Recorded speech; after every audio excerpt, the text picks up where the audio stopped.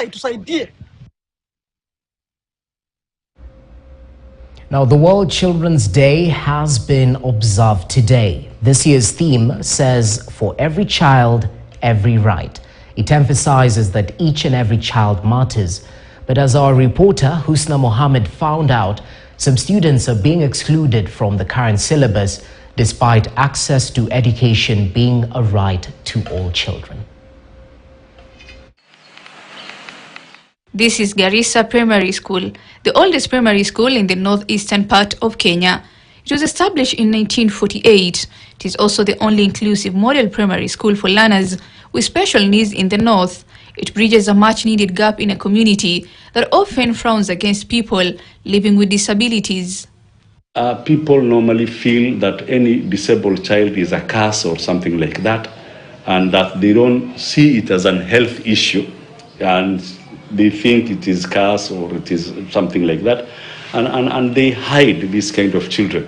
So you can imagine in our school here, we've done a lot of advocacy and sensitization campaign through the mosques and the ulumas, the religious leaders, and we have actually brought quite a number of learners. I remember sometimes we were doing a massive campaign, and the first group that I got who are totally blind learners, some of them are today teachers in this school. When Fatuma Ahmed, not her real name, became of school-going age, Garissa Primary School opened its doors to nurture her dreams. Natumia braille, nasomewa na rafiki yangu anaitwa Bushra Muhammad. Ananisaidia sana, ananisomea mahali ambapo namwambia sielewi, ananionyesha alafu naelewa. But why? Why is Fatuma Ahmed relying on other learners in school?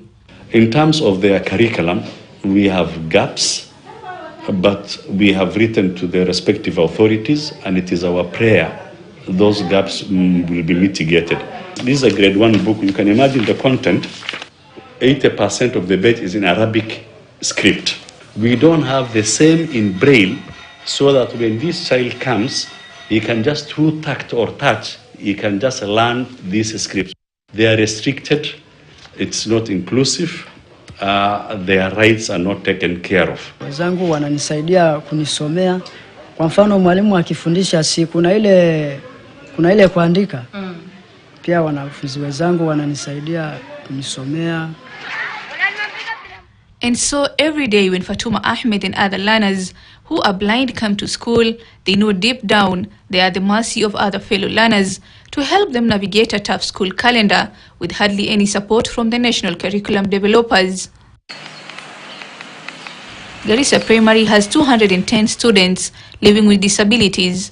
Out of 210, more than 50 students are visually impaired, and it all boils down to having books in Braille accessible to them in a language they understand. When other learners are taught this grade 1, grade 2, grade 3, the totally blind learner just sits and he has nothing to be taught. Braille education in Kenya started around 1945.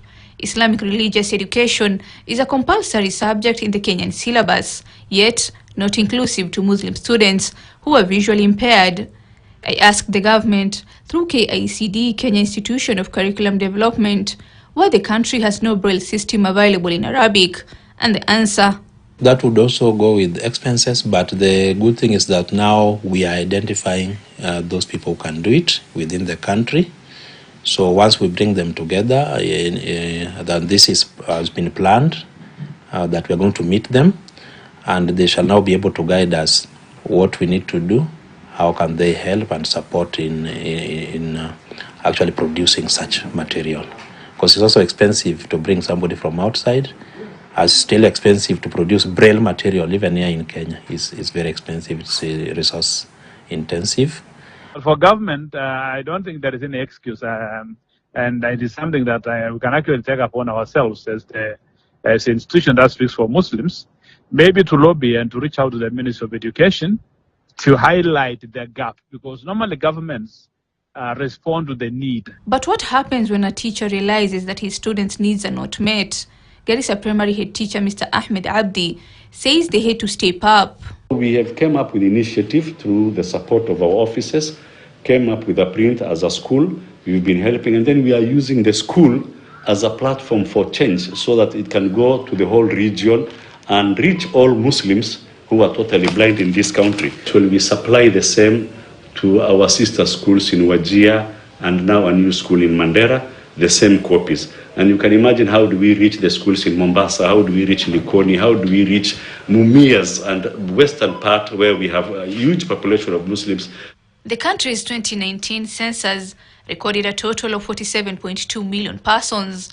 The government estimates of 2019 say approximately 85.5% of the total population is Christian, while Muslims make up to 11% of the total number. Article 32 of the Constitution guarantees freedom of religion and that a person may not be denied access to any institution, employment or facility, or the enjoyment of any right because of the person's belief or religion. With most Kushites leading a nomadic life, most students are forced to drop out of school for greener pastures and safe shelters. We have a program for out-of-school children where these learners are told to come to school, whether they are in uniform or no uniform. We cushion them on that, and then these partners and players support them later on in terms of facilitation and give them uniforms so they don't look different from the other learners. Together with the ministry and partners, we have a targeted intervention to ensure that this specific group of children are returned. So we have specific strategies that we have put in place. One of the strategies is to ensure that, for example, children with disabilities are looked for, they are assessed, and then they are also placed in schools. Once they are in school, UNICEF and partners also support in provision of education supplies. The school environment is made conducive so that these children are able to stay and learn in schools.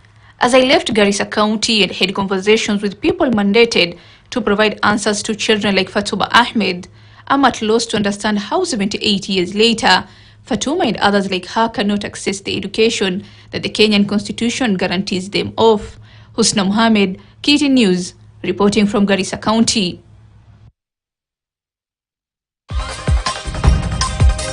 Equity